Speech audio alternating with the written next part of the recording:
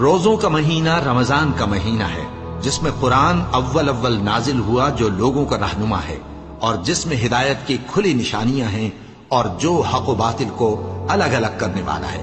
تو جو کوئی تم میں سے اس مہینے میں موجود ہو چاہیے کہ پورے مہینے کے روزے رکھے، اور جو بیمار ہو یا سفر میں ہو تو دوسرے دنوں میں روزے رکھ کر ان کا شمار پورا کر لے۔